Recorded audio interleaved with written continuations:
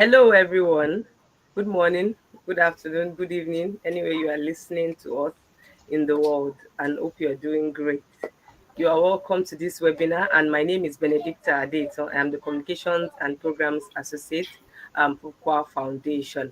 And let me talk quickly about Qua Foundation. Qua Foundation is a non-profit um, organization that caters to underserved girls and women.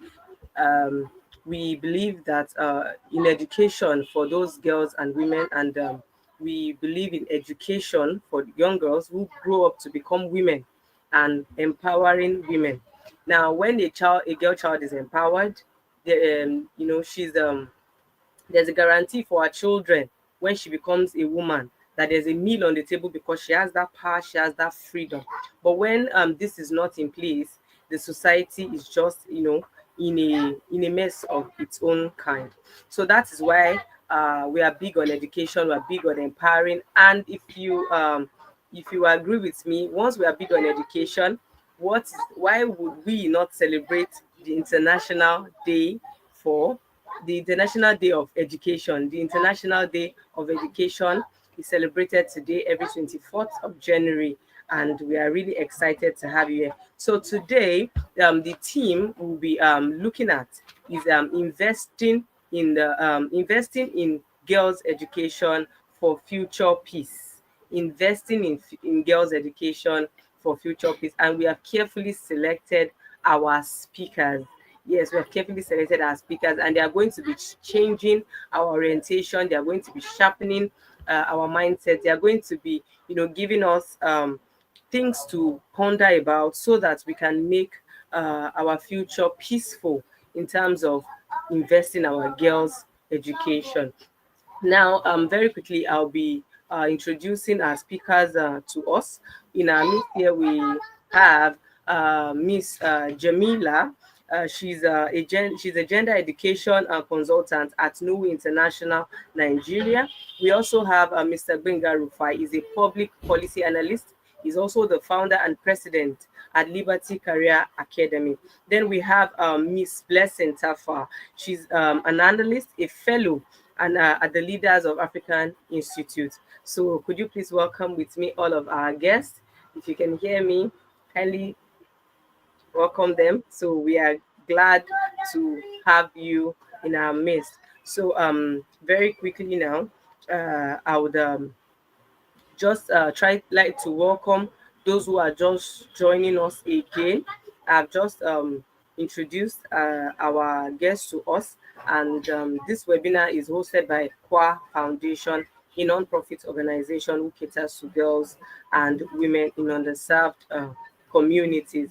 And so today's team is investing in girls' education and for a peaceful future. So we are looking at how we invest in the girls' education so that our future can be peaceful. So join me as I call on our speakers to please introduce themselves to us so that we can know the goodies that we are in for. So you can grab your water, grab your jotters, grab your snacks. You are in for a great ride.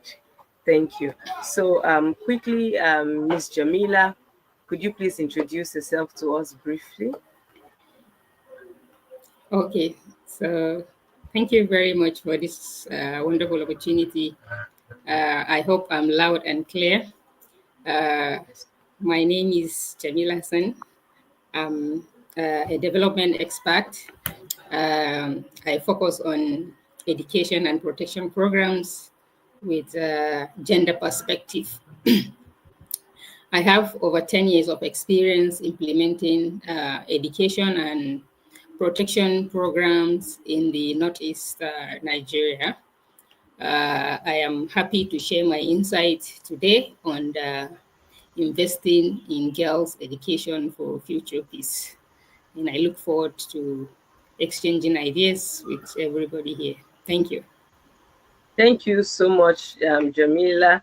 That was one of our speakers. She just introduced herself. You're welcome, Mr. Binga. Welcome back. I have introduced the speakers. You've been introduced. So kindly, please, tell us about yourself very quickly. Okay. Yes, briefly. Thanks. Yeah. Thank you, Benedicta, for having me. Sorry, for whatever reason, the video and whatever went off, but that's not unusual with technology these days. My name is Binga Yes. Rufai. I work in a senior level analyst position with the government of Saskatchewan, precisely Ministry of Advanced Education. Much more than that, I also wear the hat of being a founder and president of a non-for-profit called Liberty Career Academy Foundation. It's been around for a decade, so I think that's basically what it is, what I do, and I'm happy to join the conversation and much more than sharing, also to learn from our other guest panelists tonight. Thank you so much for that brief introduction. So let's discuss, starting with you, sir. Like, I would like to, know what inspired you to pursue this career in, in the field of education. Interestingly, my career has been an interesting one because I've moved from private sector to public sector. So what they call it, a tri-sector professional. So I've done private, I've done public, and I've also done non-for-profits. So it gives that kind of experience. The major part of my career was in human resources. I worked for almost a decade in HR, and so in the human capital space. But at some point, I felt that there was more to be done in society, and there was a limit to what I could really advance just sitting behind, my in my HR role, and so I started LCA.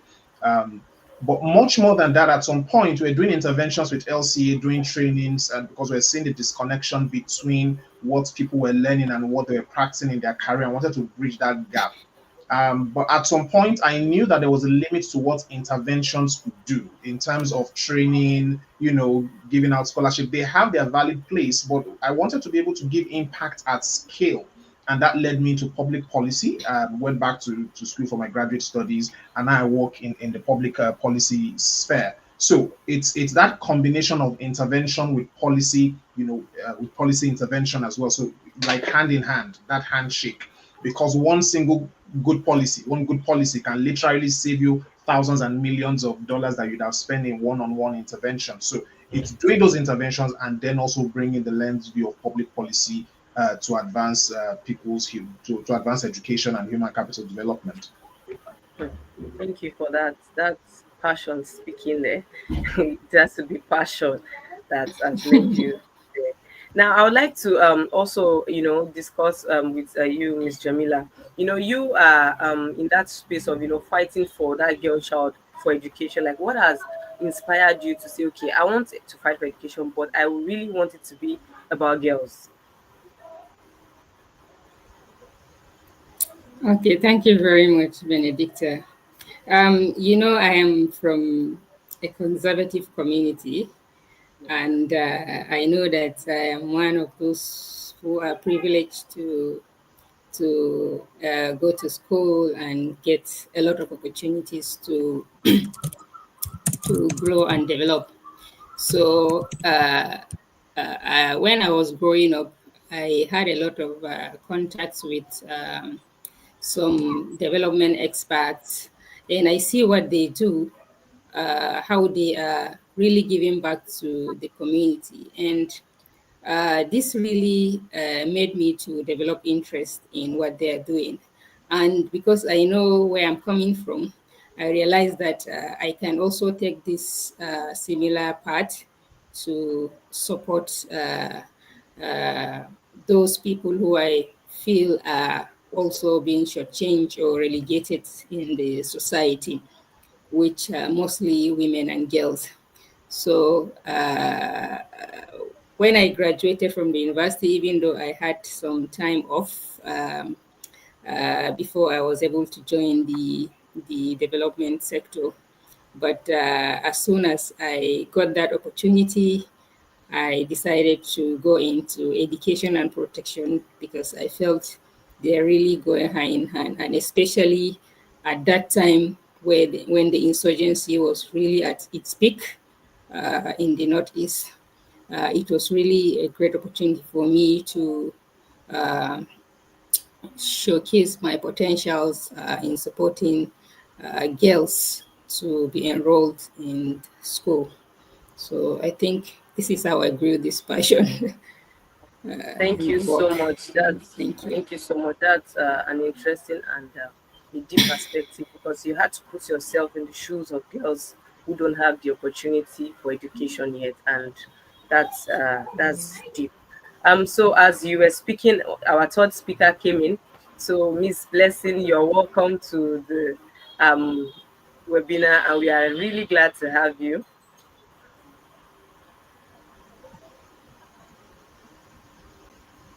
Yes, you're welcome, Miss Blessing. Oh, thank you so much, and I'm so sorry to have joined in late. I caught a brief of Benga speaking about technology and how it could just disappoint you sometimes. So I am a testament of that glitch today. But I'm super excited to be here, and thank you for having me. Yes, you're welcome.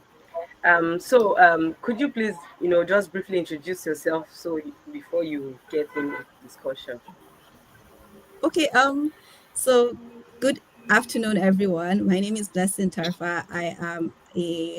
I'm an educator with years of teaching experience as well as programmatic experience in researching access to education for children affected by conflict. Um, Wow, that's interesting. We've asked Mr. Benga and Miss Jamila what has inspired them, to go into the field of education, and yes, what has pushed them, what has inspired them. So we'd like to know your own opinion. Like, what is the connection between a woman's and a girl's education for future peace? Just like our team has said. uh, I really love data. I love numbers. And I think that's the goal of research, right? You find numbers that represent people, that represent people's experiences, and you put it into structure and put it into implementing interventions. So the role of women in peace, as much as we feel like there isn't something measured, however, it's been measured before. There's a research that was done of peace negotiations. Those peace treaties are more likely to, at 35%, there's a 35% higher chance of them lasting up to 15 years.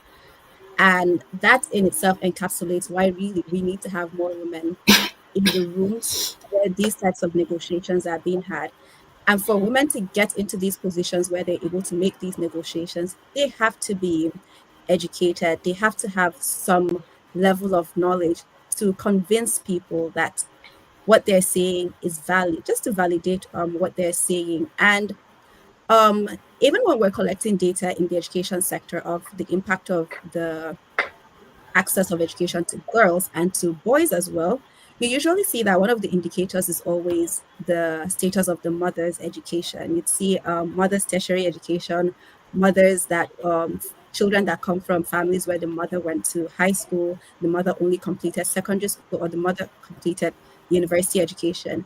And you would see that there's a direct linkage between children that come from, as the as the mother's level of education progresses, children are more likely to also go through with their own education, to go through with their own learning. So, what I see in that case also is that the more women are educated, we're going to break the cycle of violence that is being propagated because of poverty. The more people get education that strengthens their willpower, their resiliency, their awareness of community, of tolerance, then we're able to break the cycle of poverty. So it's a two-way thing. First of all, that women need to be educated so that they can sit in rooms where conversations about peace are being had, but also women need to be educated so that they can raise a generation of people that can cover break the cycle of violence and break the cycle of poverty. Thank you.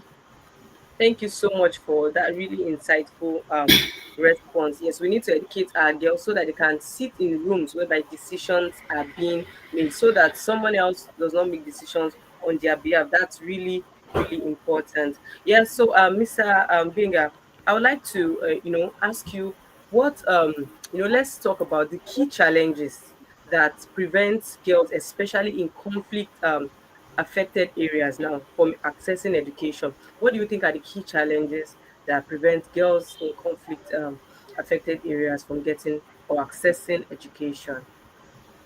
Interestingly, you would find that there have been several studies that talks about the impact of conflicts on education. And interestingly, female are more susceptible. There's a reason they're called sometimes the vulnerable segment of society, particularly in certain communities where that is quite traditional. In conflict zones, one of the things that you find is that there's loss of revenue, there's lack of safety. In Nigeria, we're not quick to forget what happened with the case of the Chibok girls. We've also seen other cases whereby the first primary targets are young girls. Even in other countries that is war torn, like talk about Sudan, talk about Ukraine, talk about all those different regions, we will find that there's a huge impact on girls. And so one of the things that conflict does is that conflict leads to displacement. Once you have displacement, you have the father maybe conscripted into war or either killed. You have, the mother trying to cater for the children. So once you have displacement, humans get into what we call the survival mode. So what people are just trying to think about is, how do I even survive? Not to talk of education. And once you have that limited resource, then priority then comes in. And in most cultures, there's usually priority on the male child as opposed to the female child. And so in the pecking order, the young girl is asked to maybe cater for the younger ones, and they either send the boy off to school. So that is one of the things you find, in conflict environments. The second thing you will find is that there's the loss of economic power. There's no revenue coming in, and in certain societies, it's difficult for people to send their children to school because they still have to pay. In some society, it's guaranteed that people get to access an education from the kindergarten up to grade 12 or senior high school. But in certain societies, you still have to pay for it, right, for you to be able to go. So add that to conflict where there's loss of the family structure, there's broken down family structure. Add that to loss of economic power, then you begin to see how difficult it becomes for the girl child to access education. And so, just to piggyback off what a Blessing just said, it's ensuring that we educate the girls and ensure that they're at the table when those decisions that affect them are made, because nobody can advocate for you better than yourself. Thank you so much, sir. Nobody can advocate for you better than yourself. I think that's deep to pick. Thank you so much. Ms. Jamila, looking at the area that you are coming from, we know that the insurgency and the conflict around that side. So can you also tell us the key challenges that you think are peculiar? There are things that we see, there are things that we might not see outside, but you are at that space. Can you please just tell us? Okay, so there are cultural barriers. There are values or norms that are really putting women at the receiving end. So we still have deeply rooted cultures that are preventing girls from going to school. It's not just conflict. Those cultural norms still exist, even when conflicts happen and go. We still have existing cultures that are deeply rooted, that in some places you find it very, very difficult to even convince the leaders or those family heads, to allow their daughters to go to school. So this is really a challenge that I don't really know how we are going to tackle it, but I know maybe with time, with sensitization and creating awareness, maybe hopefully in the coming years, there will be a lot of understanding on how women and girls will be allowed to partake in education. And then also one thing I observe is on the part of the pastoral community, because while we are talking about girls having challenges to go to school, if you look at the pastoral community, you find out that the pastoral girls are the most relegated group of individuals, you know, because first of all, they are within a community that is highly conservative. The patriarchy that exists in those communities are blow mind, you know. You cannot just imagine if you see a girl is being allowed to go to school, she must be one of those lucky, you know, humans. Because I remember visiting a community, you know, creating like awareness to the traditional leaders and the parents there to allow some of their girls to go to school. We all agreed. They even selected some of these girls to go to school, and I provided some educational materials. But after some time, when I returned to that community, I was told that they were all married off. You know, I really felt bad. So you can imagine they are not even allowed to get this opportunity to go to school. So to be honest, for me, I think one of these problems are the deeply rooted cultures that still exist. Then another thing, some of those issues can be technical, maybe from the side of the government. You find out that there are weak legal frameworks that still exist. Maybe during conflict, the frameworks may either be weak or even not existing. So, and in the absence of these legal frameworks, you find out that the rights of those girls will be infringed. They will not be protected so that they will get the opportunity to go to school. Then we also have economic factors. You know, economic factors also discourage families from sending their girls to school. Sometimes the budget of sending a child to school is more than the family budget. So they are left with prioritizing either to choose to send a child to school or to send the girl child to go and hawk on the street to bring money to the or income to the family. And also we have geographical mobility. You know, sometimes the proximity of where those schools are can also discourage families to send their girls, because if the school is very far, because of security issues, the parents will not allow those girls Wow. to go this far because they don't know what will happen with their children along the way. Thank Then you. at times, still within those technical issues, you find out that most of the teachers, especially at the primary school level, they are not really well paid.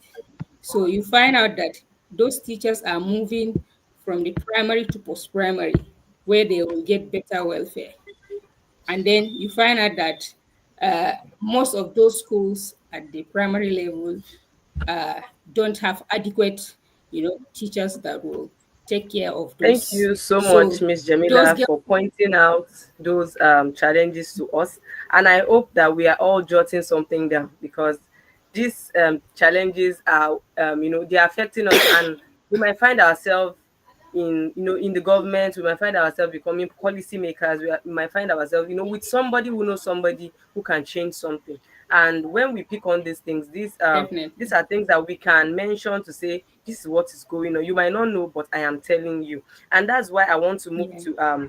to Miss Blessing. I would like to, I want you to share with us specific policies and programs you believe have been particularly effective, to promote gender education in Nigeria. Oh, that's Ms. Benedicta, when you say it's very dicey, right? The policies are available, but when you put the word Yeah. effective in that question, now Mm. I don't know. Now it makes it harder to respond to, because I'll just piggyback off what Ms. Janila said, that we do have policies. We have Sure, the sure, sure. National Safe Schools policy for violence free and safe schools policy. We have the Safe Schools minimum standards. We have the UBEC 2004 policy for. We have the Child Rights Act. We have the National Education Policy. And so I'll just discuss briefly what each of these policies say and how they now link to everything that Ms. Jamila has really said, and why we're seeing a big problem with the effectiveness. For example, with the National Policy on Education, in that policy, it talks about the teacher to learner ratio. It talks about the type of qualifications that someone must have to call themselves a teacher. When we go to schools, in Yobe State, we have a teacher-student ratio of about 73-1. However, in the policies, it says that in primary school, it should be 15:1, and in secondary school, it should be 24 to 25 learners to one teacher. Now, we see that this policy exists, but you go to the public schools, and even the newly starting up private schools where this is not possible for them to meet. With the UBE policy for free education from primary to basic, which is now from early childhood education all the way to JSS 3, education is supposed to be free. However, there are underlying payments that parents have to make. They have to pay for PTA. And I'd also, when talking about the UBE free education policy, I like to talk about the context of the word free. What is free to you? What is free to me? What is free to somebody that, just as Mr. Miller said, cannot eat food? That means that if the distance of the school from the learner's house is more than 3 kilometers, there's a policy that says that as well, that children should not have to walk more than, I think, 5 kilometers to a school. But if it's farther than that, they would need transport money. So even if the PTA fee is 1,000 naira, if it costs 200 naira per day for a child to go to school, that's 1,000 naira per week. That's 4,000 naira a month. That's about 16,000 naira in a full term for parents that are living hand to mouth. So it's not even they could raise the 1,000 naira if they could for the PTA fee, but they cannot raise that Afford. consistent 1,000 naira weekly to take their child to school.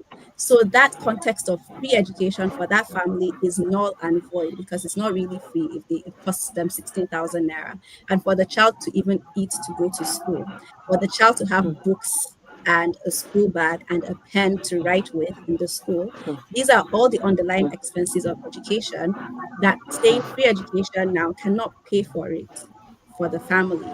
Then we go to the Safe Schools Declaration and the Safe Schools Minimum Standards for basic education. And while that framework exists, what we're seeing is the gap in implementation as well. So how do we bridge this gap between the availability of the policies to Policies how and it can be effective. implemented? What are the local Yeah. governments able to do? How can we utilize it? How do we raise funding? And interestingly, in 2022, I worked on a tool, and we did a metric to assess the performance of basic education for all states in Nigeria. And there were states, and the metric was assessing just the basic things that in the national policy. What is the school teacher ratio? What is the ratio of toilets to number of students in the school? What is the number of textbooks to the school? What is the foundational numeracy and literacy levels in the school? And I love talking about that research that we did, because all the data we used was desk research. It's all data available from UBEC. You get the data from UBEC. You get the data from, that's the Universal Basic Education Commission. Then you get the data from the Multiple Indicator Cluster Survey, which is validated by the National Bureau of Statistics. And we used this data and we calculated, and There was no school meeting 100% minimum standards. That's the barest minimum that you can do to provide education, meaning that there was no school whereby the number of toilets were sufficient for the students. There was no school in the whole country. So let me specify to say public schools, responsibility of the government. There was no public school that had the right number of bathrooms for students. There was no public school that had the right number of teachers to students. No public school that had the right number of textbooks per teacher, not even textbooks to the students. So none of that is available. So it's a question of this data is collected by the government. This policy has been developed by the government. How do we synergize? What's the use of collecting data that cannot be used? So that's where I want to say effectiveness has been a problem in meeting, and we see and the thing is that private schools are able to do it. When national governmental organizations come to provide interventions for education, they are able to meet these criteria in our policies. They're able to meet the criteria to make sure that when they're sponsoring students to go to school, they can give them breakfast, they can give them books, they can make sure that every other underlying expense for transport can be met for these things. So how can the government now utilize the fact that they have the policies? They also have, I would say, the agency and the access to as much technical support as they need. There's a lot of manpower in the education sector. It's just that there's the question of safety now. Teachers do not want to be deployed to the Northeast, to anywhere, even the Northwest now, where there's any conflict. So we have to see how to utilize the availability of this data, see what non-governmental organizations are able to achieve, and scale up. There's a template. It's very simple. What do children need to thrive in the school? They need to come to the school. They need the books in the school. They need the teacher to be in the school. So, like there's a lot said, on ground. You know, there's a lot. School and there won't be a teacher. So what's the point? So they're available. They haven't been effective because they're not being well utilized. Let me just summarize it like that. Yes. Thank you so much. There's a lot for the government to do. It's not enough to have policies, but make sure that they are being implemented. Now, moving forward, I would like to ask Mr. Gbenga. Now, talking about the government, and you have worked in the three, you've worked in the government, the private, and non-profit. So I would like to discuss the how can government, the private, and the non-profit organizations in Nigeria collaborate to increase these educational opportunities, for girls. They're coming together. Yes. I'm glad you asked that question because having won those 3 arts and operated in those space, I'm going to start from this premise. Let each sector, and by the sector I'm talking about private, government, and the non-for-profits, the social economy, let them do what they are best at. Mm-hmm. You see, record shows that government is not always the best to run businesses. The record shows that governments are not always the best to deploy services. And so when you have a framework where people are trying to do what we know and data shows us that they don't, and I'm not saying only Nigeria specific, across the world, everybody knows that governments are not always the best at delivering certain kind of services. Government create the framework, create the enabling environment, and to talk about security is that the knock-on effects of insecurity and conflicts on every facet of life is immense, from hospitality to tourism to economy to education. It's huge, but we'll not go into that. So government create an enabling environment, right? Create the legislation, create the framework, get out of the way of the private businesses to do what they are able to do, get out of the way of community-based organizations. And by CBOs, I'm talking about your non-for-profit or NGOs. They know the community, they know the people, they engage with them, provide the financial resources, and this is where the private sector come in. Private sector is good at innovation. The private sector is good at making, providing money. Provide the money, provide the innovation, provide the technology, and allow the community base. And I emphasize the word community because these are the guys, these are the folks that live in that environment. I'm not just talking about, you know, an international NGO that probably doesn't even have a presence in that community. I'm saying community-based organization, the non-for-profit. It provide the funding for them. And when I say funding, provide multi-year funding for them.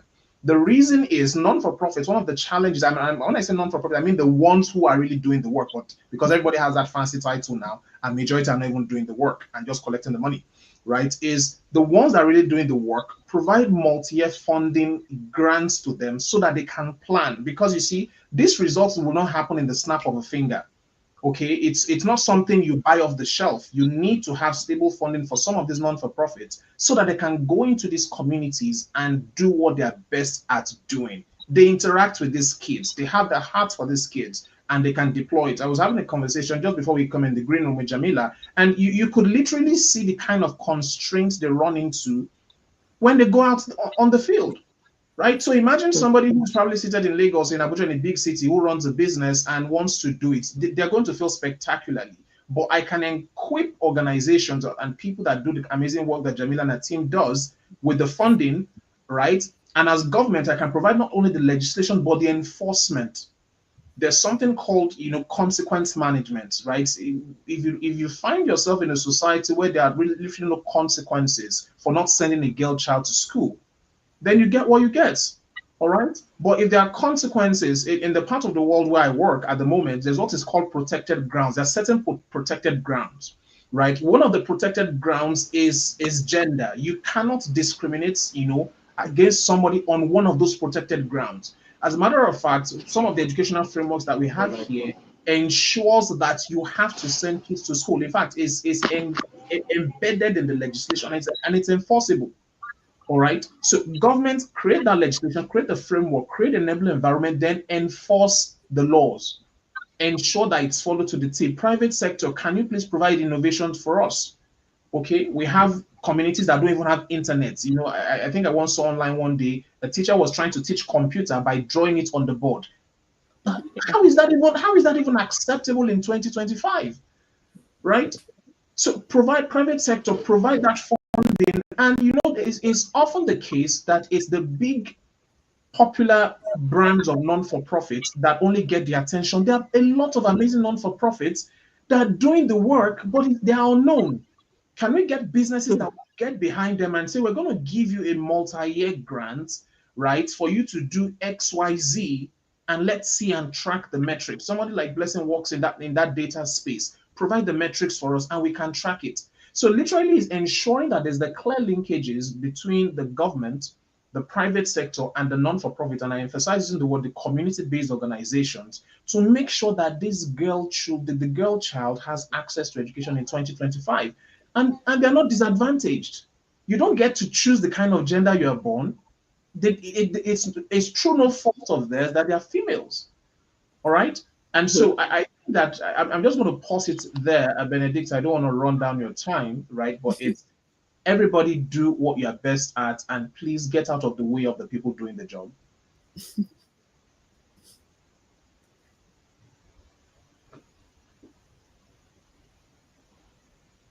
Can you hear me? Thank you so much, sir, for that. Thank you so much for that insightful response there. And I do hope that we are taking notes, because this is something to change and the generation. And it's just the beginning of the year. Policies will still be made, things will still be, you know, there, and let's be able to make meaningful suggestions. Now, I would like to ask Jamila, you know, talking about culture and culture, and we see culture, we see the society taking a huge role. And you talked about, having to talk to community leaders and all of that. They have their, the cultural mindset. Now, can you please, just tell us, what do you think are the changes that are needed to break some of these barriers, or what have you been feeding these community leaders with for them to even be able to change their mind?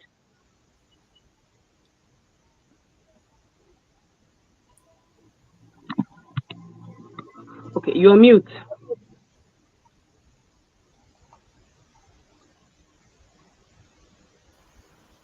Can you hear me now? Yes. Yeah. Okay. So part of what I did was organizing dialogue sessions. I organized different dialogue sessions between women and traditional leaders, between women and men, between women and government stakeholders. Now, this is just to give opportunity for these stakeholders to share their ideas and understand where exactly is the problem. You know, who is having this problem, or where is the problem? So you find out that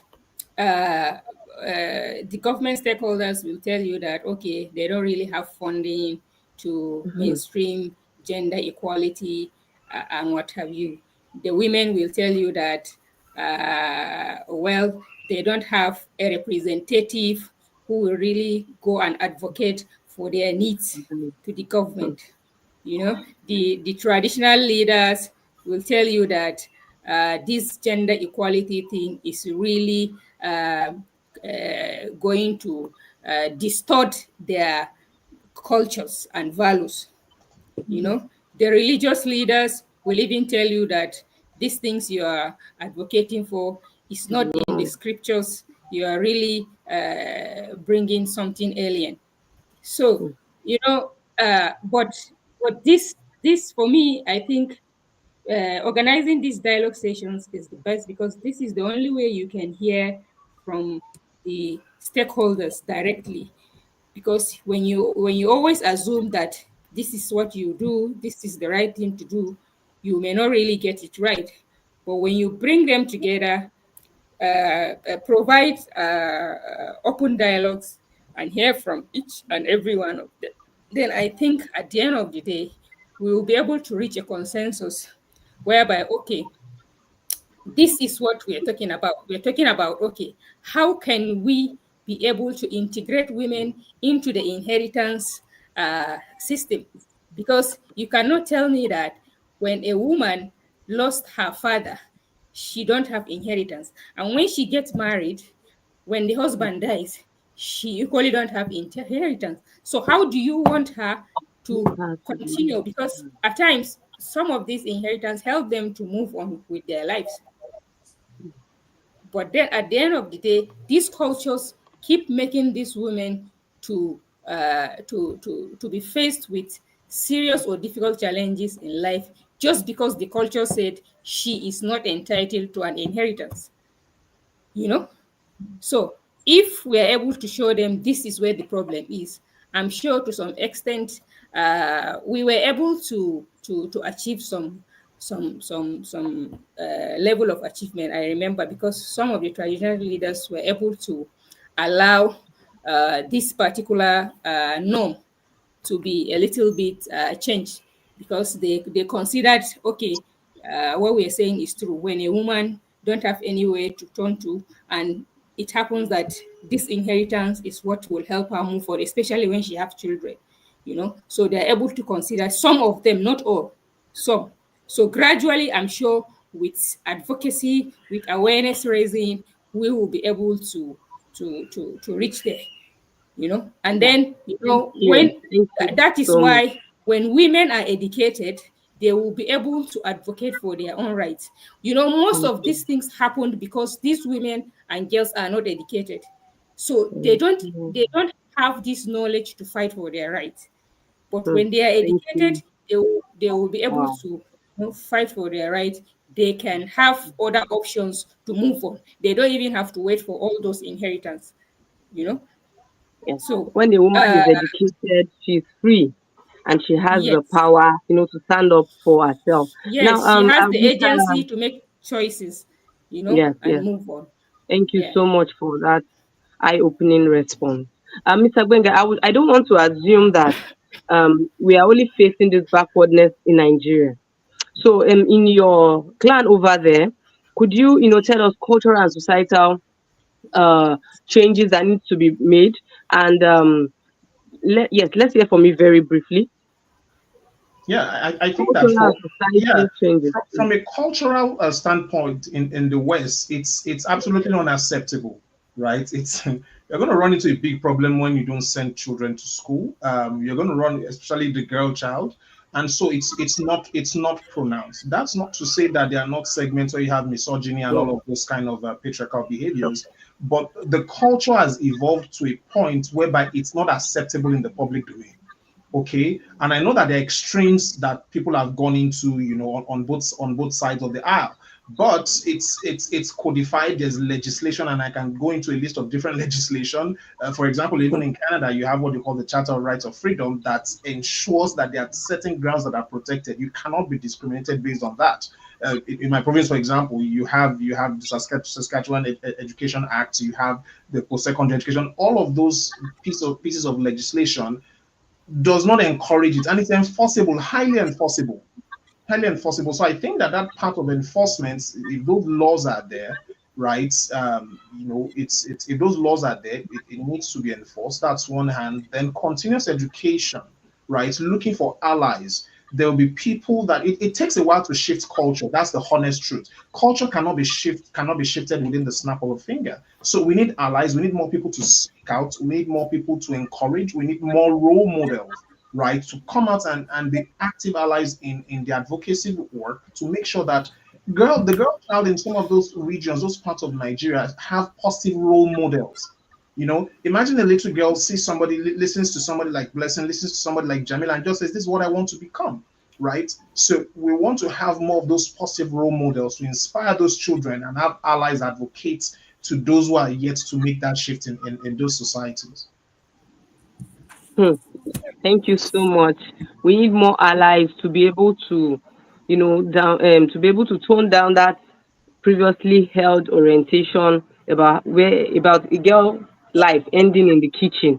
So they should know better and do better. Thank you so much. I would like to come to our the CEO of Play Ed. Yeah, so now talking about that, we would like to move to talk about technology and the what technology, the role it will play in bridging that gender gap for education. And could you also share with us successful initiatives that you think technology can do or has done for us? Yeah. So, interestingly, when from the view, I would say when people talk about technology, the first thing we think about, I'm sure in your head you've pictured a computer, you've pictured some laptop, and radio is technology. And in 2021, 22, the Restoration for Hope Initiative ran this 1-year program where they were providing education to girls in communities using the radio. And what this did was that when you want to create interventions, even when you want to incorporate technology, you have to think about accessibility to the community, usability, how they're able to utilize it, and what they're really familiar with so that it doesn't become a burden. If you take a laptop to a community where they only have power supply once a week or 2 hours a day, they can never close that learning gap that children are learning. Children in schools that are not even using technology could cover with just being in the classroom for 6 hours a day. You couldn't cover that with having a laptop in a community. So it's you don't want to, it's a big wound, so you're not going to put just a little bandage on it. And the laptop is a very it looks like this cosmetic intervention now when we think technology, and it's just the laptop. So they use radios, and they were able to do so many things, cover up foundational learning for the girls in the communities, 3,000 girls learning in clusters of 10 in different communities with radios. And interestingly, the question of access was not just about the type of technology, but also the content of the technology. And those radios with the instruction were in Hausa and English language for the girls. Because in that community, Hausa was the lingua franca, in Adamawa State to be precise. And after 1 year of that intervention, we went back to the community to just do a monitoring and evaluation. And we asked the parents what they felt about the program. And what it did was for the parents was that it desensitized them to this picture of how bad education is, because one of the cultural norm when looking at education is that it could radicalize children. You don't want your child to spoil when they know so much, but it changed their mindset. Their children were learning. You could just be sitting here and your child is 5 steps away from you, learning in just a cluster with her friends, with girls.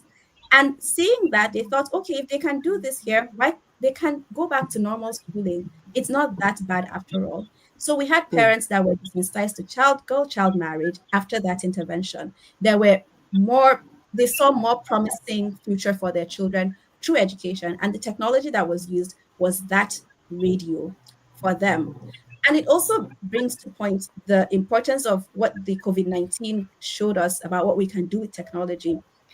COVID-19, I would say, was a radical opportunity for us to take up that accessibility, the use of technology to bridge the accessibility gap for children in so many ways. However, when we came back, when the lockdown was lifted and everybody went back to classrooms, we forgot that there are children that had never been to classrooms before COVID-19, that because suddenly somebody in their community had to start learning on iPad, they started learning with that iPad with other people. But now this child that had that iPad has left that community. Now there are 10 children that were dependent on watching whatever that child was learning through that laptop who have now been left behind again. So in a few months of the COVID-19 pandemic, we did record that there was more accessibility to learning for children in some communities because everybody was more deliberate to say we need to continue learning. Radio stations had education programs. TV programs had sections for education programs, but suddenly we relegated on that task. Thank you. And a task for us now to go back is, did COVID-19 also expose that we don't have enough content that is accessible for children in certain communities? And content access is not just about... Could you please just give me a moment? I would like to tell those listening to us in the studio to please use the YouTube link to the LinkedIn, join on LinkedIn so that you can actually drop your questions and you can drop comments. So you can actually use the link in the comments to go to LinkedIn so that we can have your comment. You can view from there and just leave the studio. Yes, this is to our guests. You can just use the link, join through the link, and it will take you to LinkedIn. So in case you also have questions, you can drop them. So we'll answer them at the end of the session. Thank you so much. Yeah, you can continue, Ma, so that we jump on the next. So let me just round up and say that what it showed to us, one of the issues that it exposed to us was that as much as we had so many digital devices, so many websites to learn from, these websites were not context specific or necessary for people in other communities, in local communities, for certain language barriers that we have, and even for the look of what the teaching aid looks like for children. So technology is a big opportunity for us to re-strategize how we want to improve access to education for children, whether we want to use radio, whether we want to use TV programs, whether we want to send these iPads to communities, weekly classes, or anything. We have to think about what is the outcome of this. Is it to tick a box? Or is it really to drive learning? And if you want to drive learning, it means that we need to develop a framework whereby when people are developing content for education for children, it is inclusive. That means that a child that is learning in Garikita in Adamawa State, a child that is learning from VOM in Jos, sees themselves in that content. Or else, the more they come to that learning session, they do not see themselves, they do not see representation. You also start to lose them as learners. So driving learning using technology requires a huge look at the context of access to the content and access to the tools for these learners. Thank you so much. Yes, we need to, technology has to be inclusive and it needs to be accessible as well. Thank you, Ms. Blessing. Moving on, Mr. Agbenga. Now, can you tell us like what innovative solutions or ideas would you suggest for this what do you call it, education to be more accessible and inclusive? Now, just like Ms. Blessing has said, what innovative solutions now can be brought to? Well, there's quite a lot, and I think Blessing touched on two fundamental things. You cannot design a strategy without considering the context of deployment and access. You can have a list of digital tools, platforms, technological tools, but you have to ask yourself within the context for deployment, is there access? So take for instance, in certain maybe northern or southern parts of Nigeria, there are people who have not sat behind a computer before, right? Who have no idea. There are kids who've never touched an iPad, have never touched a laptop in their entire lives, right? And there are also those cultural hindrances because no matter the technological idea or innovation you come with, if the culture does not support it, you will meet with resistance. So that's why I go back to working with the boots on the ground, the community-based organizations to then design. And you talked about the fantastic radio. At least I know in northern Nigeria, it's a huge tool. As a matter of fact, I doubt you can disseminate any information without having your radio, right? And so you go back to the days of radio documentaries. I have a first degree in broadcasting, so go back to the days of radio documentaries. You go back to and those are valuable tools that the parents first feel comfortable with, and then you move it to the next level, right? And then you begin to get that cultural shift to do that. We can talk about the laptop. We can talk about the internet. There's a ton of tools, right, that can happen remotely. But the next question is that do they even have power supply? Do they have power supply? Do they even have data, basic data? What's the level of data access that they have? Right, so you have to work with what they have on the ground while we try to get them to the next level. So if you're going to a place like northern Nigeria, and maybe I'm just going to leave Jamila to talk about that because I feel that I'm Blessing, they are the best ones to talk about what works in that region, right? But I know for sure you have the radio. The radio is literally ubiquitous. Everybody has one. Can we have programs like Blessing mentioned where children learn in clusters, and then maybe somebody comes once in a week to then ask them what they've learned, engage with the parents, and then gradually begin to introduce new ones. For those who have internet access, right, there are lots of learning platforms that are literally free. Okay, so can we have those hubs? I know recently the federal government of Nigeria, through the Ministry of Innovation and Digital Economy, started this 3MTT. You have the 3 Million Technical Talent Program, and it's a cluster-driven program. And this is where the private sector come in. Can you fund the construction of those learning clusters, whereby and pay somebody that speaks the local language, that engages with them, and so they're not only learning in class, but on the radio, what they learned is also being introduced to them, right? So you have that handshake. So I'm a bit careful to begin to recommend different ones because I know the context is difficult. Someone doesn't even have power supply. Where do you even start from, right? But the radio has battery. So let's talk about government do what we are best at. Can we provide the enabling environment and allow the CBOs recommend to say this is what is working and we have data to back it up? Can we introduce this? Right? Can we do distance learning? Not every one of them can come to the city. You're talking about transportation costs. Why does everybody have to come to the city to earn a certificate?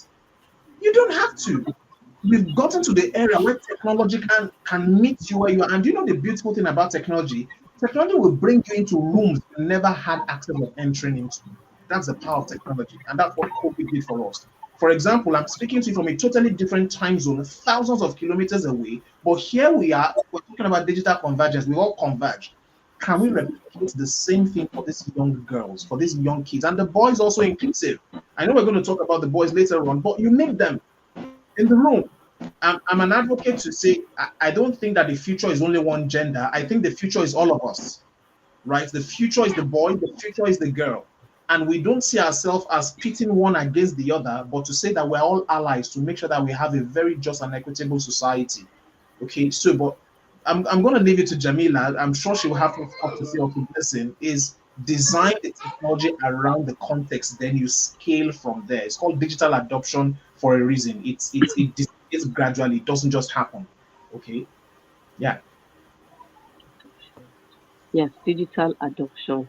Thank you so much. And you mentioned while you were speaking, you mentioned that there's a possibility that the innovative solution has to be depending on the area. It might not be one size fits all. Oh, Looking absolutely. at the challenges of the north is different from that of the south, is different from that of the east. So everything is going to be Absolutely. yes, contextual. Now, I would like Ms. Jamila to please jump on this very briefly. You have been talking to leaders, talking to communities, talking to parents. Now, personally, you might have had maybe a thought in your mind that okay, if I have a means of doing this for these children, like okay, if I have the means of making a technology or something to just change all of this, what would that be? So, can you please just give us any innovative solution that you have in mind, very briefly? Thank you, ma'am. Okay, so let me give you an example of what we did when I was with IRC. There was an education project we implemented known as Opportunity to Learn. So the teachers at that time that we recruited, because we had some innovations that we wanted to adapt. I mean, on the project, and I was the one handling that particular activity. So it was for me to establish a WhatsApp platform whereby I will add all the teachers, all the learning, and we have around 4,000 of them. So I'm supposed to bring all of them on this WhatsApp platform because we are going to be sharing some life skills that I want them to be teaching those children. So when we started, I realized that almost 60% of them don't have phones, and because most of them are in the rural areas. So what we did was we had to shift that particular activity for some time, and we started paying them their salaries. So it was later when and we encouraged all of them to purchase a phone so that they will enroll on this particular activity, and all of them were able to acquire a phone, a mobile phone, an Android phone, so that they will participate. Because if you don't have that Android phone, it's as good as you're not performing your work in the field. So they had to purchase this phone. But then at the end of the day, you see you're putting them under a serious pressure because they have to eat, and at the same time you're asking them to use their salaries to purchase Android phones. So to be honest, and it's really not easy if we say we are going to purchase 4,000 phones, for teachers on the project when we don't have the funds for that. So technology, yes, is good, but then if you look at those hard to reach areas, there's a lot of work to be done if we really want them to have access to those technologies. One thing I know that really worked was incentive, conditional cash transfer that we provided families with to encourage them to take their girls to school. That really worked a lot. And then there's this safe transport solutions. We encourage community leaders.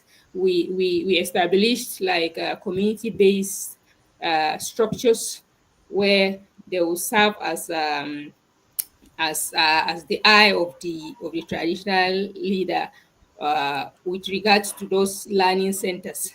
So they will tax everybody for transport fare so that those girls will be able to go to school. So there are some non-technology solutions that you can use, because in those hard to reach areas, to be honest, using technology is really not easy because the structures are not there. So they have to be put in place before it will work. So for example, I remember there's another project where we bought bicycles for the teachers to encourage them to go to school and teach. you know. So we have some non-technology innovations that really worked, and also provision of wash facilities in those areas. Wow. It can Wow. also Wow. encourage attendance, you Yes. know. Yes. Yes. So there are other Some innovations of that us you have could work. gotten to that point whereby technology is the solution we need, and some people are still at the point whereby it's not yet technology, but just to have that access to education. So there's Honestly, really a honestly, lot.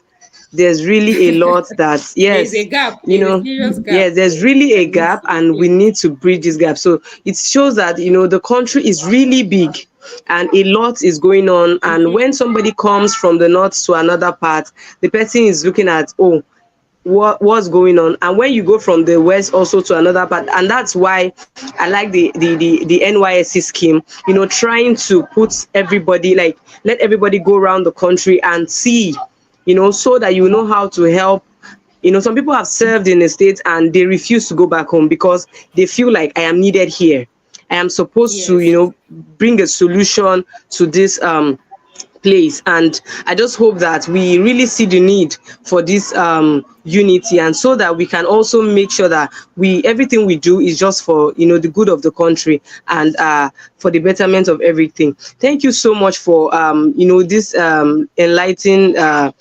enlightening responses so far. And Jamila mentioned that meeting our leaders, meeting yes, community leaders and the likes. I would like to ask Mr. Gbenga now, how do you think men and boys can be allies, you know, to fight for this gender equality? Because it's not enough for, when women go to women's meeting, or just like we are listening here, we have women here, and they accept it, they tell their girls, but the man who owns the stamp is there saying, I do not agree. So how do men and boys help us, become Yeah.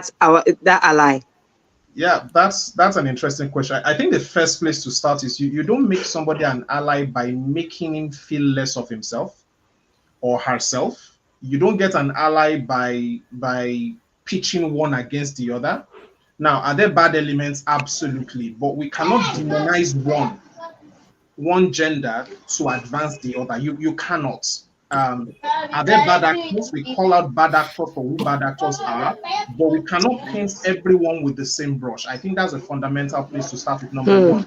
Number two is also involving them, right? And also Hmm. selling the value to them when the girl child does well, right? I think it was the World Bank that did a survey and that said from an economic standpoint that economies are losing trillions of dollars in lost productivity and GDP because of uneducated, girls. All right. And so it's making sure that the male child or males, that we realize that it is to the advantage and betterment of society that we have strong, educated women and educating them. So that's the first. We cannot demonize one against the other. Then also selling the value. There is a lot of value. I have sisters, right? I grew up, among ladies, and the immense value to society and even to my own life is huge, right? Look at the amount of knowledge that is being shared on this platform by very bright and intelligent women. So seeing the value to society, selling the value to society is the second bit. I've talked about the impact on the economy, so selling that to government. And the third one is then bringing us along in the journey, bringing men along in the journey, raising boys to realize that respecting a woman, that a woman is not a lesser creature. And I think that nobody is born that way to think of the other person as less. It is all learned, right? So when you see somebody treat somebody bad, it was learned. Psychologists say that everybody is born as a tabula rasa, which means a blank slate. But every day, by the way the parents treat their mothers, by the way the women talked about in society, it begins to reintegrate something in the young child to say, hey, I'm better. No, you are not, young man. Okay, so it's realizing that we cannot, from the home front, we cannot come out in the public sphere and say, oh, gender equality, or that women should be treated as equals, who they are. But in the behind the scene, in the homes, in the offices, we treat them less. I think I heard of the case of someone who was a very senior executive, found himself in an organization, and I'm saying at the highest level of that organization. And then they when she was to make her presentation, they asked if she could twirl for them. You would not ask a man who comes into a meeting to twirl for you, right? So what I'm saying in essence is that both from the family standpoint, we must model. There's something about modeling. When we begin to model from the home to our boys, that your sister is not less than you. Your sister is not meant to be in the kitchen. I grew up in a home whereby there was no rule that the boys don't be in the kitchen. As a matter of fact, I got sent to the market at a very young age to grab stuff and prepare food and prepare dinner. And my sisters will sit down there and they will say to us that, oh, Gbenga, what you cooked was not tasty enough. So from a very young age, it was not boys don't go into the kitchen, but you will still find in societies here, even the people thumping their chest on the outside, on the public domain, at home, it's a different conversation. So what we're saying in essence is that the third factor here is to begin to model it from the home, from our religious institutions across the board, to model the fact that a woman is not lesser. A girl child is not lesser in the decisions and the preferences that we make.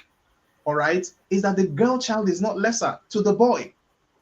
When you want to give money, who do you give more stipend? Do you give the child, let's say 500 naira, and give the girl 300 naira? What you are subconsciously doing is you are saying that the girl should be paid less. And research has shown that when it comes to negotiation, even in the place of employment, that the boy child is raised to demand and negotiate. The girl child is not raised to demand and negotiate. So when a girl negotiates for higher pay, you see it as maybe being bossy. No, she's not. So I think that wiring starts from an early age. What messaging are we putting out there? And should we go to the media? What message does the media, because you see, one of the agents of socialization is the mass media, and they subconsciously orientate us in how we should behave. Does the mass media talk about portrayal of women in the media? How do you portray the girl child? Do you portray her as strong? Do you portray as a go-getter, or you simply portray as someone that, just the appendage? Okay, or you look on the board of directors and you say on the board of directors there's just one woman. It's called tokenism. You just put one there so that they will not say that you're not gender balanced. Okay, so it's this little hinges. It's often said that little hinges swing massive doors.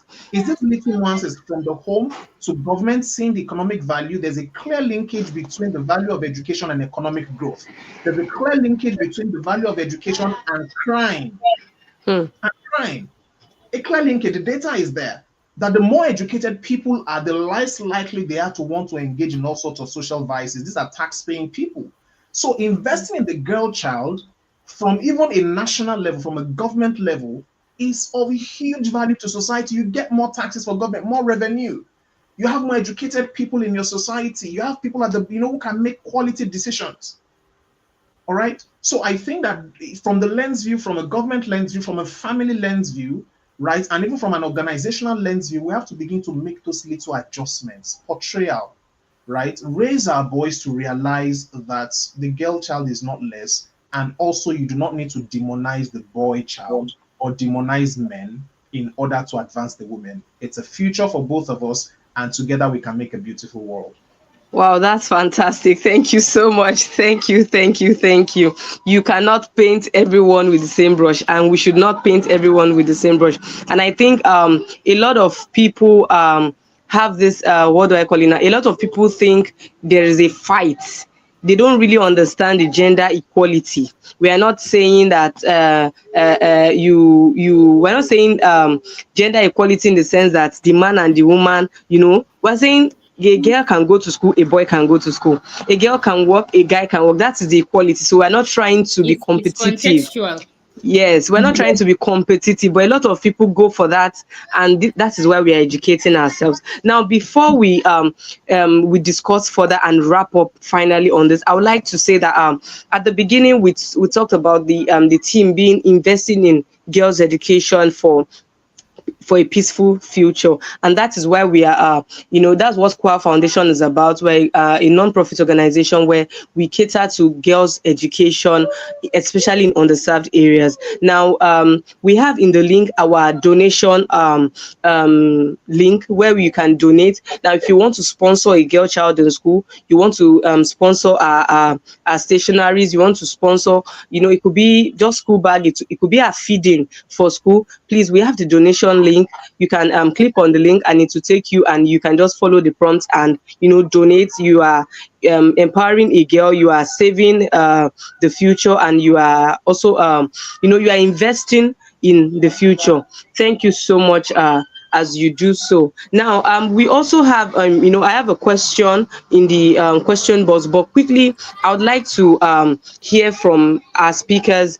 Let me start from Miss Blessing. Now, what advice would you give to somebody who who is who wants to support the cause for for gender education? Like, what advice would you give to somebody listening?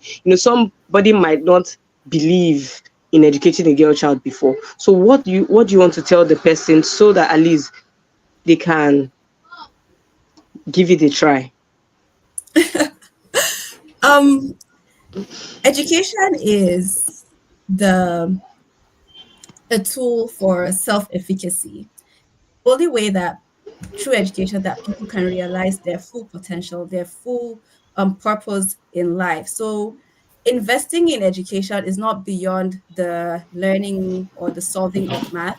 It is giving somebody an opportunity to dream and to reach their potential through the dreams that they're going to have. So when you educate someone, you educate them with a life, a dream, a passion for something that they can achieve in the future. So it's looking at what would I want for myself? What would I want for somebody that a mentor, somebody that I'm going to mentor in the future? What would I want for someone? What type of world do I want to live in the future?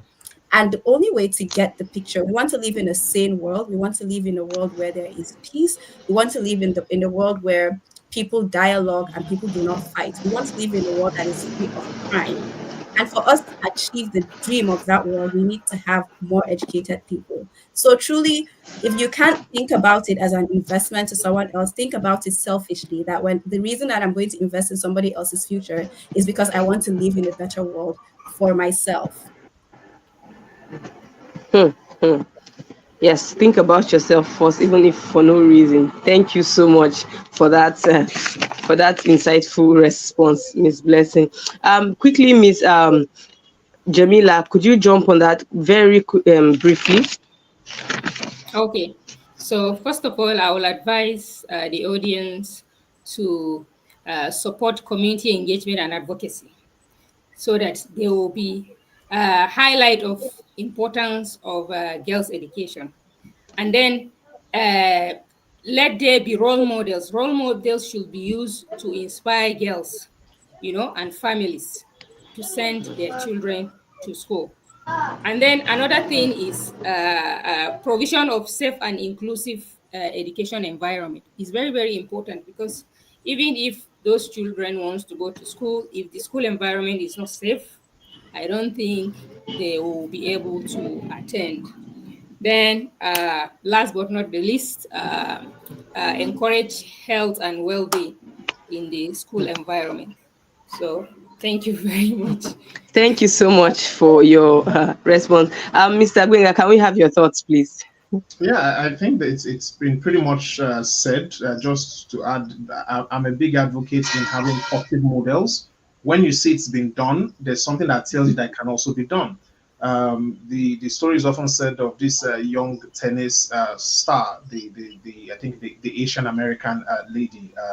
I want to remember her name now. It was just by seeing somebody else, seeing the Williams sisters play, and said, "I can also become this." We can also do the same thing as well. Having those positive models speak to these children, having those positive models go into those community, having those allies speak up for them, right, at decision tables where it matters, and providing the resources as much as we can, right, to the community-based organizations who are doing the work, who are the boots on the ground, providing the resources for them. Basically much.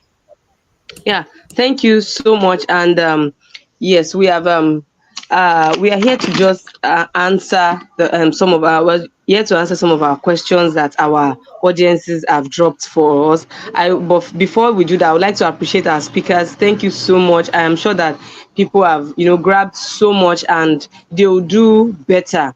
Now engage in community advocacy, like Jamila has said. Just get yourself involved, whether either directly or indirectly. You donate, you volunteer, you help, you speak up, you speak loud, and these are very great points. Thank you so much.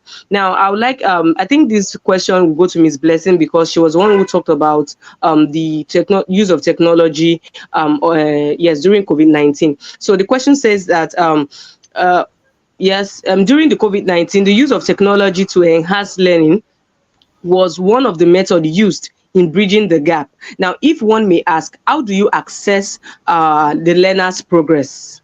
How would you access learner's progress if technology was used at the time?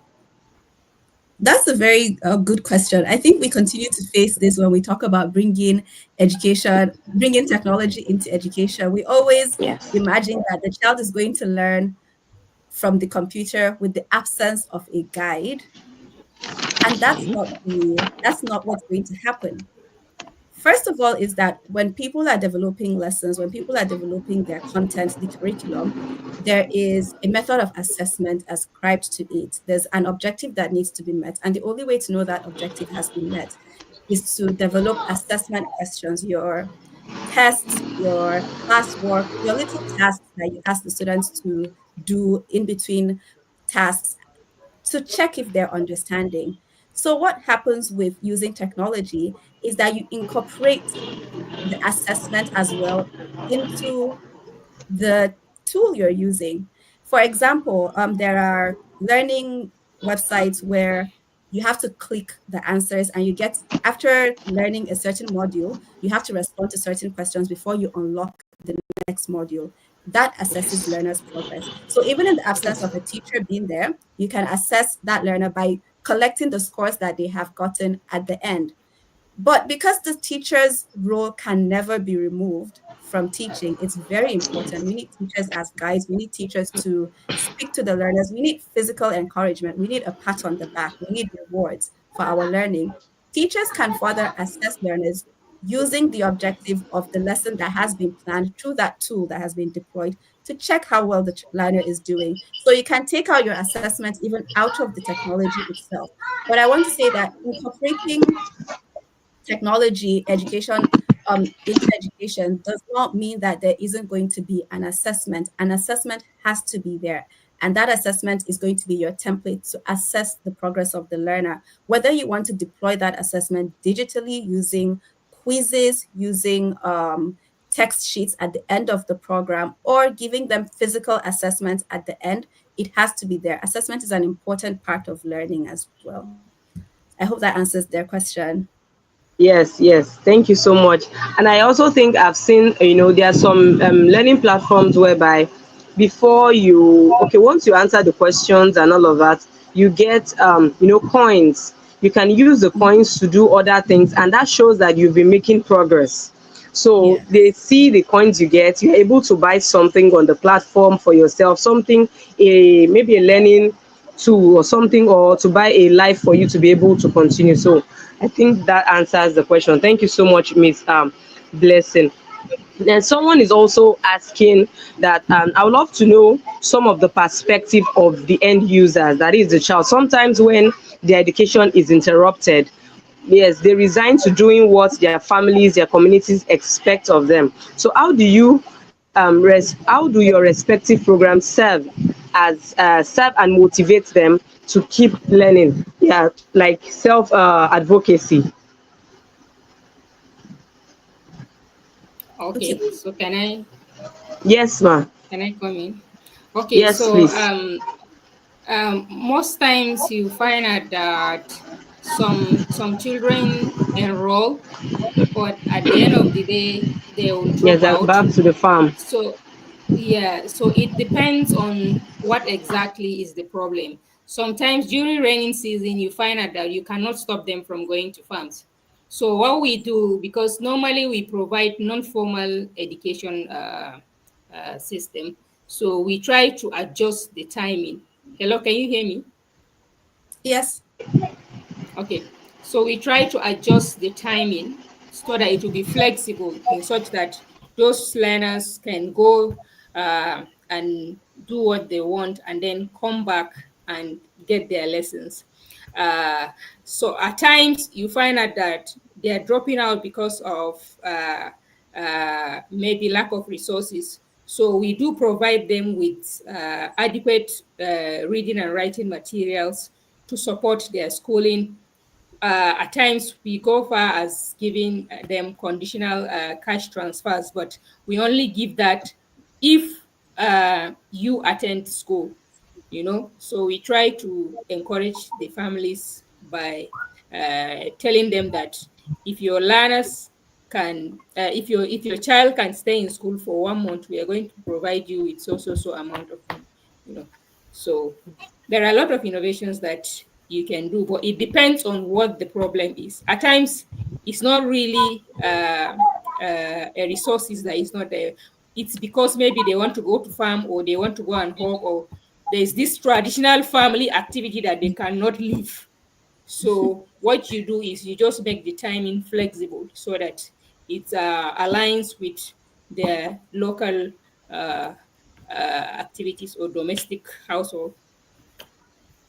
Um, Thank you. could I also add Yeah. something that we do? So thank you for sharing that, Ms. Jamila.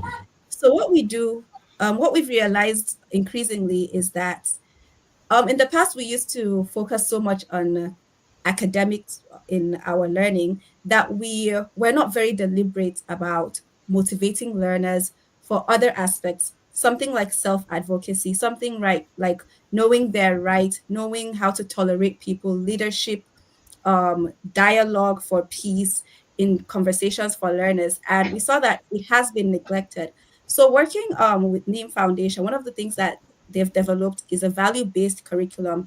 And that's a deliberate structure and methodology of teaching that makes learners learn certain values through the course of their education. So it was a very deliberate action that as children are learning math, as children are learning science, social studies, they're also learning these particular skills of values that is supposed to enable them to self-advocate, to be self-efficient in the society.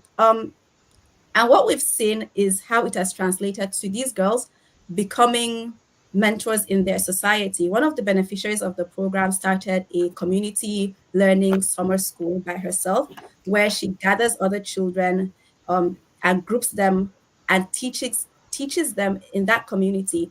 We also had a situation whereby one of the girls was being taken away to be forced into marriage, and she really rejected it. I'd say that as much as she tried, there was a certain power dynamic in fighting for her right at that point that she was not able to fight. However, she left the marriage and came back into the program. So there was one of the things that it highlighted for us was that the value of education was very pronounced through the program, through the self-advocacy that the girls are doing, and then coming out of that and still seeking education. And she went by herself to enroll herself to write her WIAC, because as long as, even when she left the program, she still wanted to continue her education. So it requires a more deliberate aspect now. Like when Benga was talking about allies, boys becoming allies, it cannot be passive anymore.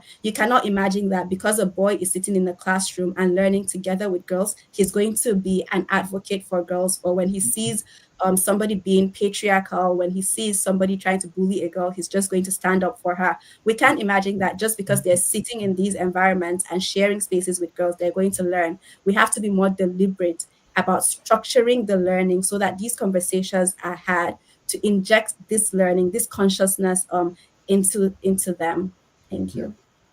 Is it okay if I added a point? So, Is it okay if I added a point, Blessing? Okay, very GST. quickly, sir, because you would answer the next question. The next, okay, all right, no problem. It's just to add that can we design programs that meet people where they are? And by that I mean, so each region, using Nigeria as an example, have their uniqueness. Yes. You go to northern Nigeria, there is farming season, right? And it's like a holy grail. You go on the farm. Even in Western societies, the agricultural communities, when it's farming season or harvesting season, people actually go to do that, right? But if some of the learning that they're getting also advances what their family does, what you've done is that you've opened a pathway for the parents to be more receptive. You go to Eastern Nigeria, for example, trading is a huge part of it. Apprenticeship is a huge part of it. Can the learning curriculum also include elements that also brings value to their family? Because if the family has to survive, the family has to survive. Of course, not at the detriment of the child, but we are saying we might need to rethink the aspect of some of those value-based learning, introduce some of those things into their curriculum, introducing some topics that is also of value to the uniqueness of that region. I agree. Thank you so much, Mr. Gbenga. Now, so the last question, which goes to you. Now, Yeah. what role do you think educators themselves play in keeping the girl child in school? And how do you think we can recruit and retain more female educators? There is nothing as dangerous as a society without quality educators. You see, there are certain professions that any society that does not place a premium on it is going to go to toast. One of them is education. We can talk about a justice system. We can talk about, the other sectors like that. But education, I'm going to emphasize on that. Is educators they are not only lifesavers, they are life builders. And unfortunately, certain segments of society has relegated it that the best of our best in our society don't go into education. We have to change that narrative. You cannot have a society that is only people that we frame, an educator as somebody who didn't have anything better to do with their lives, right? Into education. We have to change that narrative. So one is what you reward grows. What you focus on grows. And when I say reward, I'm not only saying financial reward, which is extremely important, but also giving them a lot of visibility, right? Educators play that role. The second thing about educators is you'll be shocked to find educators who also do not believe that the girl child should be given attention. You'll be shocked. You'll be shocked to find educators who are as patriarchal and as misogynistic as you can ever imagine, and that's a danger. So it's also investing in the educators with those kind of training. Providing training for them, having engagements with them, making them know that they are absolutely valued. During the COVID-19 crisis, one sector that we neglected that we knew that we needed were two. Number one was the healthcare, right? The nurses, the frontline workers. Do you know the second sector we discovered that was really massive? Was education. Parents were now forced to sit with their 2-3-year-old toddlers that could literally make you go bonkers for days on ending. And so we then realized the amount of value, what these educators faced having 5-10 of these children under their care for 8 hours a day. So we do not need another COVID-19 to let us know the amount of value that they bring. Is number one, we have to invest in them. Society have to make them know that they are valued, and we have to attract our bright and best. If you leave the educational sector that it's an all-comers affair and we don't attract our bright and best, you can imagine what's going to happen to our children. So, of course, if you look at the education, just like certain fields like nursing, teaching, you have more females there. So I do not think we have a low supply of female educators. I think that what we have is a deficiency in how we reward, in how we acknowledge, and in how we invest in them. If I know that I'm valued, there are certain jobs before you get in, you would sweat by your eyebrows. And that's why education in other parts of the world, particularly in Western society, is highly regulated. You cannot, up to the daycare, you cannot even run a daycare center if you're not licensed. But what happens to our licensure? What happens to our teacher training institutes, right? Everybody now wants a back job for economic reasons. I can't blame them. Yeah. So it's a huge conversation that we need to have. Is that our bright and best have to be attracted in the educational sector. It has to be well regulated. Not just anybody just wakes up and says, I'm a teacher. No.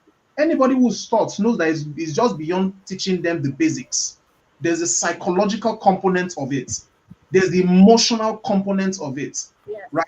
There's the coaching component of it. So being an educator is there's a research component of it. Yeah. And that's why I say that what we reward as a society will grow. What we focus on as a society will also grow. I don't know if they still do this competition. There's this is it Maltina that rewards teachers. It was on the TV at the time. What happened to it? What happened to it? And you know, it's sad because that is where we should put our money. If the coming generation is just like what happens to social media. Now we see that social media pays. Everybody wants to be an influencer. Now we see that social media, you get visibility from it. What happened to the teaching profession? What happened to our educators? It's sad to see educators, and let me say also to Mode, just a final point, children of educators, for the most part, never want to be one. Do you know one of the reasons? They saw their parents pour their lives into others, and when they retired, they were living from hand to mouth, and some of them said never again. And those are part of the issues. You want people, quality educators, female educators, model it to them. Show them the reward of being a teacher. They said the teacher's reward is in heaven. I beg to differ. You know? So we must reward, we must as a society show that it's noble to be an educator and invest in them, celebrate them. Thank you so much, Mr. Gbenga, for that. I can really, really, really resonate with what you said. I was also trained in the Faculty of Education, and we used to see it as a dumping site in those days. Okay, I want to do law. I did not make They it. gave me, no, you said they gave me education. So everybody is at the dumping site. But, you know, it was just, I think in my department, I think only 2 people wanted to study education. Only 2 in my class. Everybody found themselves there. And it got to a time where you're supposed to change. But people began to find that, okay, this is where I want to be. This is where I want to be. So it's just that it's only few people. There are even lecturers who end up being lecturers because there are no jobs. But they feel like this is where, and that is where you see there's no passion. Where they talk to their students and when they, you know, hand out things, you know that this person came here as a worker, not a, you know, not a lecturer or not a teacher. The person is not a teacher, just a lecturer, and that's it. And this is really some of the things that you have just mentioned. We need to be emotional and, you know, passionate about it, not just as a means of livelihood. Thank you so much for this. I want to say a very big thank you to our speakers. This has been really, really insightful. This has been really wonderful, and I'm sure that the audience can really testify to this. Thank you, Ms. Jamila. Thank you so much. Thank you, Ms. Blessing. Thank you, Mr. Gbenga. Thank you for all the angles and for this interesting conversation. And to our audience, I would like to also remind us, and to the speakers, please donate. Link is still in the comment section, and please follow us on all our social media platforms. Comfort Ogunbola Adeyemi Foundation, Poor Foundation. This is a non-profit organization for ladies, for girls, for women. We empower, we advocate education. Thank you so much and you know, we look forward to having more and more important events together in the future. Thank you so much. So I don't know if you have any end comments or anything you'd like to say before we finally close the show. Yes, for me, I would like to just talk about with regards to the technology that we are talking about. I remember just seeing a recent report from the UNESCO education monitoring report. There were 2 findings. So one was the technology has a dual role. One, it really empowered girls by bridging the gender gap, especially in STEM, you know, field.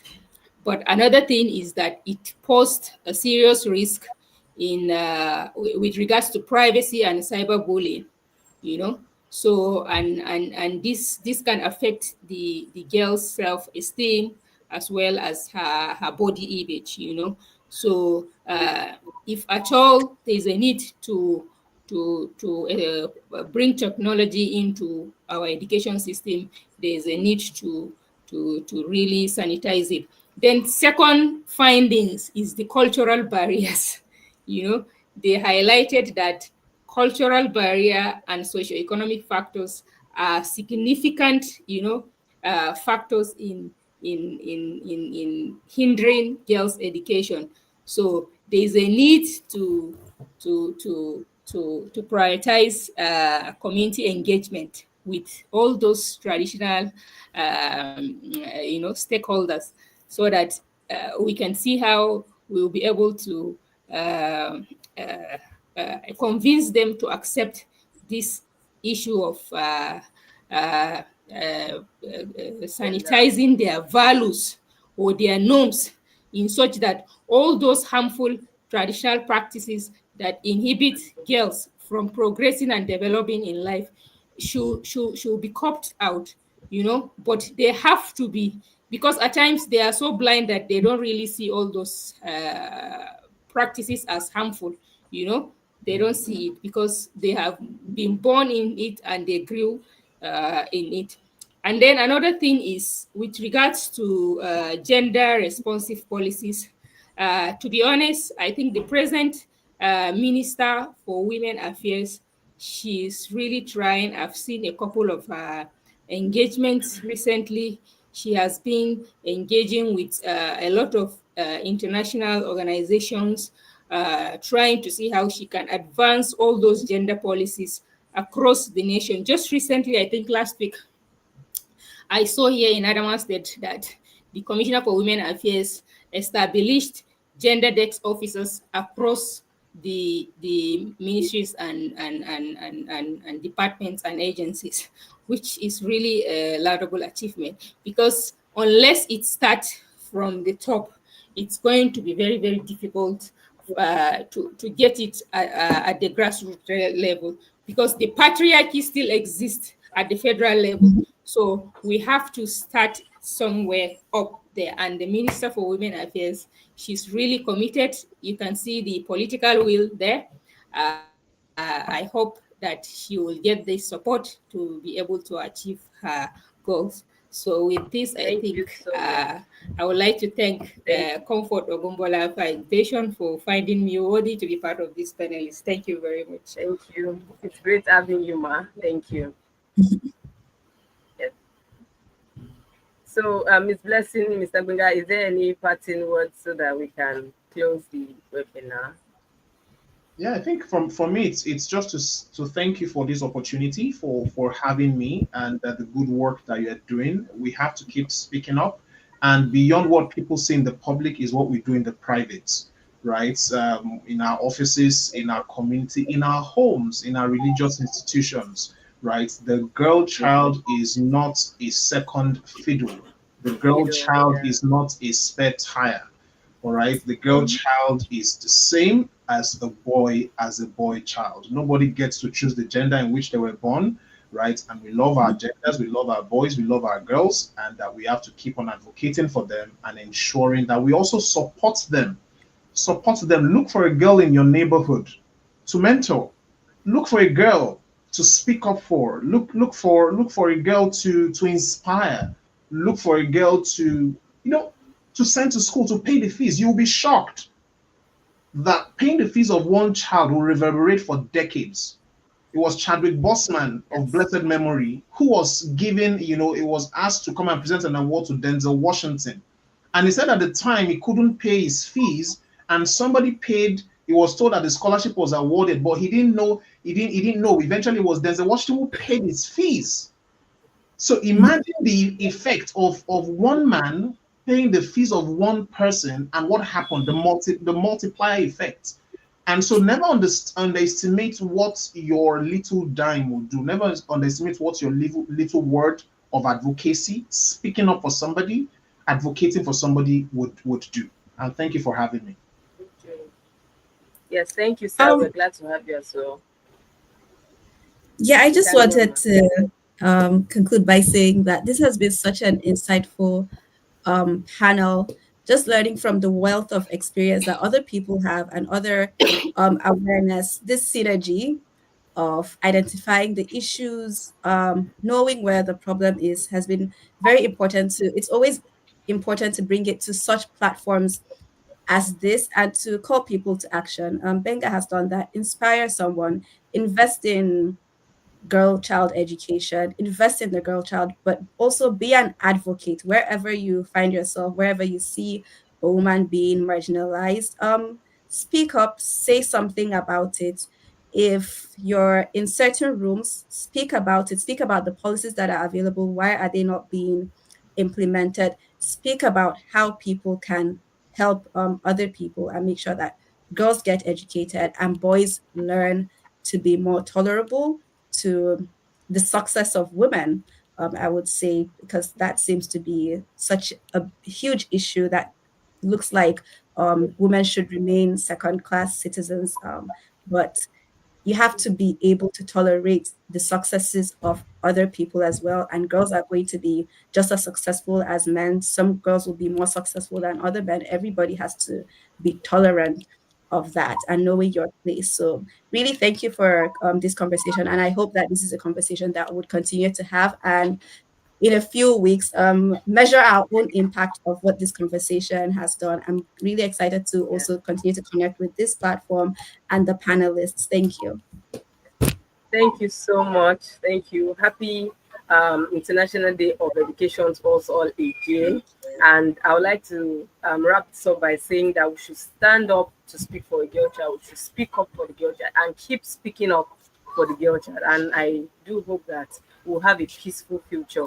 Thank you so much. Thank you. Thank you for the opportunity. And bye-bye. Yeah,